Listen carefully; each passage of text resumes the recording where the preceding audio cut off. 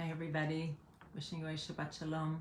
This Erev Shabbat, Parashat Terumah, holding so many different emotions and thoughts, thinking of what's going on in Israel, wishing a refuah shlema, a complete recovery for all those wounded, wishing for those who have experienced losses to find some modicum of comfort. I'd like to bring you into another realm, another place. One of my favorite places is in New York in the Museum of Natural History. There is a huge, huge room with a very high ceiling.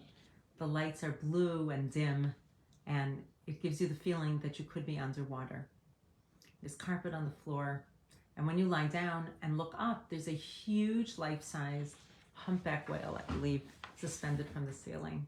And somehow, when you're lying there, there's a big screen which always shows videos of fish and videos of swimmers and scuba divers and guides underwater. And there's a feeling where you may be under the sea, even though you're really still right here on earth. And that is what it made me think of when I read these midrashim in Yalkut Shimoni about how in the Mishkan, the tabernacle, it feels to me with these midrashim that there was a meeting of the upper realm where God resides and the lower realm where we reside.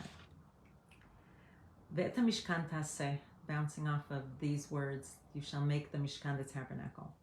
Here's the midrash, the first one.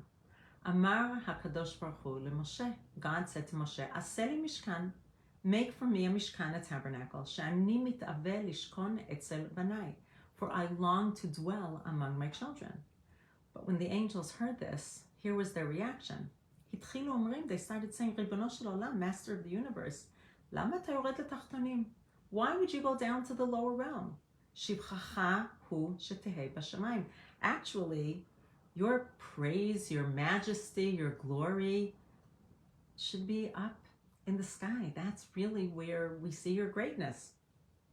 Amar lem HaKadosh Baruch Hu. God responded to the angels and said, Chayechem, by your lives. She'ani oseh kishem she'amartem. You think I'm going to do as you said? Ella, no, you're wrong. Tehilati, my praise, mile'ah ha'aretz, or mal'ah ha'aretz, fills the earth. And God continued and said, Umatem tmehim al zot. Why are you so surprised about this? Ra'u mani mechabev et hatachtonim. See how much I cherish and love the lower realm. V'yored v'shochen tachat iriyot izim. And not only that, but I am willing to dwell under the goat skins. Shene'emar v'asita yiriot izim. Because in addition to the parochet, the covering of the ark made of gorgeous materials, there was also an upper layer of goat skins, which is the most basic. It comes from animal hides that are from this realm. And God is saying that God would leave the lofty levels of heaven to reside in a man-made tent and reside underneath the animal skins. And here's a continuation further on in the Midrash. Ma lemala kochavim, just as there are stars in the upper realms, af lemata kirasim, so there are golden hooks in the lower realms. There were hooks that were used to hang the different curtains and the different tapestries that were around the Mishkan. Amar Rabbi Chia bar Abba. Rabbi Chia bar Abba says, Melamed, this teaches us, Shahayu krasim shazahav, that the golden hooks nir'in looked b'mishkan.